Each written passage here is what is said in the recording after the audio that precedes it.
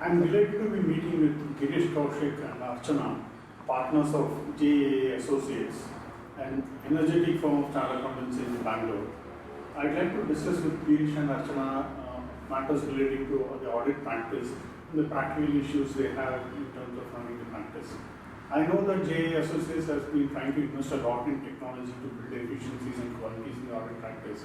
So they can share with me some of their thoughts also, so that we can try to get the control there. Thank you, Girish. Thank you so much for your time. Balaji, thank you very much for giving us a voice of this initiative. To start with, we think audit as a practice area is something that will create a tremendous amount of opportunity for firms like us. Audit is a high risk, and we believe at some point of time a high reward practice area that can emerge. That requires scalability, that requires technical competency. Audit is no longer a generalist skill. I think it's becoming more and more specialized, even more specialized than what was considered earlier as a specialist practice area.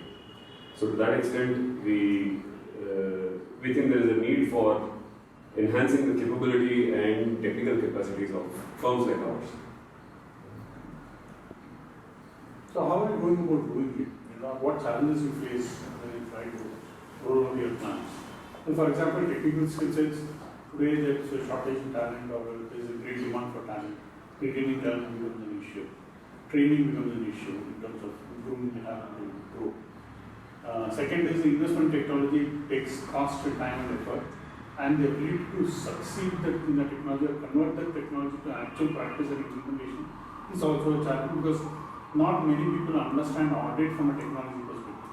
Therefore, even if you engage an IT vendor, you need to really educate them on some things on audit, which also becomes a challenge in terms of being able to convert the technology to be usable technology or a relevant technology. So what are your perspectives? Let me take one step back and answer that, and then I'll move to technology aspects. I think, if you see any businesses, if you see large enterprises, practice areas, and so on and so forth, frameworks such as ISO, frameworks such as other COVID standards and other standards generally create a fail-safe skeleton upon which practices, processes, and businesses can be built. For us, the starting point for JAA was to build our own standard on quality based on SQC that we experienced. Once that is in place, or once that is conceived, then comes capability building, technology, the processes, documentation, everything that itself follows. So that's the approach that we have been taking. So would you like to add anything on the quality front, and then we will move to technology? Like you already said, Girish, quality standards are something that becomes a very important guiding factor for any kind of business. SQC, one that has been issued by the Institute of Chartered Accountants of India, rightly guides on how an audit has to, the quality aspects of an audit, thereby guiding the firm into the investment, the cost, and the processes that has to be followed to reach the end purpose of delivery and client service. So with that in mind, like Girish pointed out, we have gone about setting up a process. It has not been easy. There has been a lot of challenges in terms of people investment, in terms of explaining the requirements of documentation to both clients as well as the team, and bringing up the quality of the audit. We believe we are in the right track, and technology is something we are looking at to drive this forward. And before Girish gets into technology, one happy thing which I noticed in your conversation is the emphasis you are laying on SQC. Because we at True firmly believe that SQC is foundational. If that SQC foundation is strong, your ability to build on quality from the SQC becomes easier. But there is a school of thought that SQC is important definitely, but so long as my audit is performed properly, that is very clearly an indication that my SQC somewhere is going right.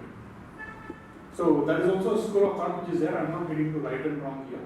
But I firmly believe SQC foundation is very important to build a quality practice, a sustainable practice. Because Indian quality can be good on a sustainable basis only if the SQC is strong. That is my perception, True perception, which is I think that's a very pertinent point. And again, without going into the definition or discussion about whether SQC should come first and whether it needs to justify the needs, for us, the conversation started with how can we become scalable, how can we become replicable, how can we ensure consistency of delivery of quality across audits, audit by audit, year on year. For us to be able to do that, we can't say that, look, as long as we are doing audits well and we are delivering audits well, SQC somewhere is taken care of. I think the foundation, therefore, becomes the framework. The framework ensures that whether I have attrition, whether I have new people joining in, whether regulatory changes are there and that I can roll out consistently across, whether there are practices that I need to follow on, let's say, client acceptance, whether I have to follow practices on conflict of interest, any of that, the fail-safe is the framework. And therefore, for us, SQC, when we started putting our firm practices together, again, I come from a background where as part of my earlier job, ours was probably one of the first internal audit departments which had an ISO certification. So therefore, the importance of quality and a framework, though it is cumbersome in terms of documentation when you start applying it, becomes extremely critical because year on year you start applying it, audit by audit, you start seeing the benefits of that consistency. And therefore, SQC became the bedrock for what we started building. As Archana said, it's been extremely difficult, but the Institute has done a good job of having something that is available as a common framework. Of course, the challenge remains that whether you're a medium-sized firm, whether you're a small firm, whether you're a large firm, SQC is SQC.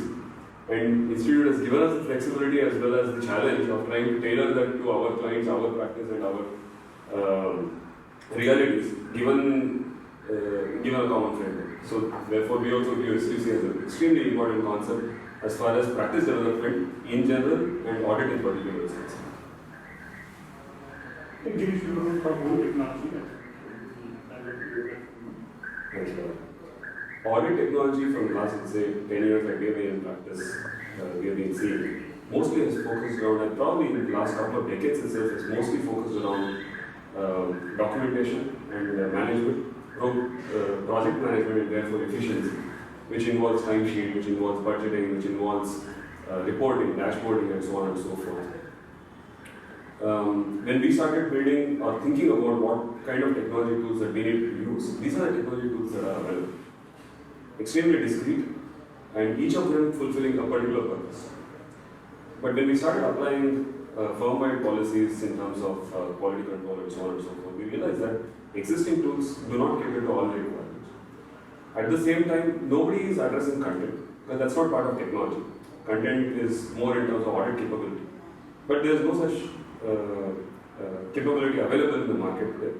Each of the market participants addresses a particular piece of technology. Audit in itself is a difficult field to apply technology because complexities and scenarios that can change in each audit, in each area, in each business is extremely difficult. Therefore, technology that can apply in all scenarios, therefore the efficiency-led or the audit automation should be consistent with substantial support as far as content. And today probably technology is developed to the extent where you can apply AI, you can apply a lot of advanced technologies to ensure that there is decision support in audit. And I'm sure organizations like yours will probably be the forerunners in developing some of those things.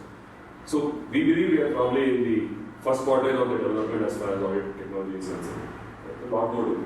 With a heavy dose of AI, with a heavy dose of technology assistance in actually applying audit principles to audit, rather than just efficiency. So how do you go about applying technology in your current practice? What do you do? So what I heard from Girish is that these are all mainly focused on project management or some level of workflow automation, etc., with very little focus on content. So how useful or relevant is such technology from actual practice perspective? Because I personally believe the tool should also provide you the content of audit technology, audit technical material, which will enable the auditors to apply that in their audits. If that is missing, audit is not an automation process. Audit uses a lot of judgment, a lot of skepticism is required. There are a lot of soft factors which can't be converted to technology. So, very valid point, Balaji. I come from a background of, being part of a larger firm which had its own setup, its own technical database, knowledge base, and so on. So, one of the biggest challenges we faced as an audit practice when I came in was everybody was looking at me or my partners for guidance when it came to a technical issue, a matter that required certain deliberation, when you wanted a precedence as to accounting treatments and audit decisions to be taken. That was one of the largest challenges. I don't think we have solved that, obviously, because the time and effort required to put together the entire knowledge base and technical literature, which will become a guiding force to the entire organization, is significant. And we are always running behind delivery, or running behind client service, or running behind deadlines.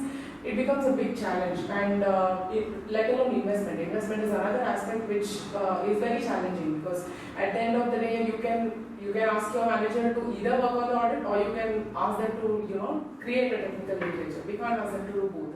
They will do, but to only a certain limited extent. So it is very exciting to know that something like this, and we have been forever, researching on some of the. Are there any products available which will address these aspects? Like Girish pointed out, there are certain products that addresses time and expense, but nothing that gives you the technical guidance. We have to go back to the basic literature and form your own conclusions. So thereby, I do believe that there is a large gap today in terms of the knowledge base that is required to successfully cover all your risks as an auditor.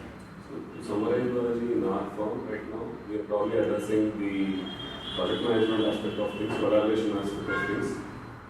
Obviously, the gap on knowledge and technical literature and support is something that is missing. How do you see networking as a concept to support some of these pitfalls, at least in terms of ability to consult, ability to run quality checks, share resources and grow? How do you see networking as a concept? And what do you think are current limitations in the networking succeeding in India? I think for any networking, and I will use partnership as a proxy to the concept of networking, requires mutual trust, common shared beliefs, common shared platforms, and very transparent social or legal contract that can actually get that partnership working. And as a firm that has been growing, that has been trying to grow, either for geographical reach, technical reach, or any other purpose, we have been looking out for networking opportunities. We believe certain limitations are there in the current framework as far as networking in India is concerned. Assuming that it's getting addressed at some point of time, it is extremely critical for a network to succeed that there is a common belief, common shared mechanism, and common shared vision that the firms that are part of the network sign up for. And that could be things such as a very, very strong practice manual for various practices, a way of doing work, a way of sharing resources, a way of sharing revenues, which is all transparent and which is rooted in a model to which all the participants in the network subscribe to. If that is not achieved, I don't think the network can be successful. Currently, what I see even from international networks is more of an affiliate arrangement for marketing common events and so on. I haven't seen many instances outside of course, before and other networks. They're not networks, but other conglomerations, right? Where there is technical support, there is a common practice, a common vision, and a common leadership. I think that is critical from a network perspective to subscribe to that common vision. Do you have anything to add? The thought of it is very exciting, but I have again not come across anything. If we are able to form, if we can envision a network which will really support the fellow practitioners and thereby come together for a common purpose, thereby helping each other, it is very exciting.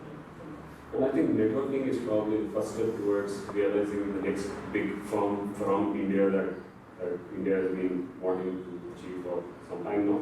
Networking is probably the first step. Come with shared values, shared belief systems, and then possibly grow into a larger firm. But I think the common spine that has to run through is the critical aspect. That's probably missing at this point of time. Commercials cannot just be the only spine that runs through the network. So how aspirational are the Indian CA firms, these small, emerging, mid-size CA firms, in terms of tapping the market potential, especially considering the possibility that joint audits will be in the market? And what should they be doing to exploit that particular opportunity? I think that's an excellent question, Balaji. For us, audit is something that I believe in the next 5 years, there's a window of opportunity that firms like ourselves have that can actually take us from an aspiration perspective from being a small, mid-sized firm to a larger firm with audit being in focus. Reasons are as follows. If you see how the regulations are changing, they are all geared towards higher quality in audit. Higher quality in audit requires investment in technology, in practices, in people, and an ability to deliver at a level which is global. Be it the requirement of the rotation requirements that came in as far as the financial services industry is concerned, be it joint audits that have been considered. I think the opportunities to be able to do audits and for people to be able to bid and get those audits is increasing. So there is a supply which is increasing, rather the demand that is increasing. Supply is limited because, like you said, there are a lot of small firms that have specific practice areas that are not scaled up, that don't have the capability to invest. Number one. Number two, they don't have the focus or the aspiration or the support that is required for them to be able to scale up. So, scaling up to meet the demand seems to be the need of the hour if somebody is aspirational towards growing up that practice. Joint audit is a significant opportunity if that actually comes into picture the way at least I am thinking about it, where an opportunity for mid-sized, smaller sized firm like ours to be able to go and do audits alongside larger firms, grow in terms of stature, grow in terms of capability, grow in terms of size is possible, and that is possible only if we bring ourselves to that level. Tomorrow expecting a big four to be able to do a joint audit with us, where we don't have the requisite wherewithal to stand next to them and discuss the common issues, discuss the common audit report. I don't think that is going to happen. So for that, I think the precursor is for us to bring ourselves to the level where we can meet the demand. I think that opportunity is in the next 2 to 3 years, and we are actively working towards enhancing our capability, both in terms of people, practices, technology, to be able to get to that level. That's great. I think a lot of things what you're saying, you are aware that Truman Fair is trying to implement in its practices and policies. And we just look forward to working with the profession as we move on. But thank you, Girish Kaushik Archana, for sharing your thoughts. It was nice speaking to you. Thank you. Thank you, Balaji. Thanks for the opportunity. Thank you.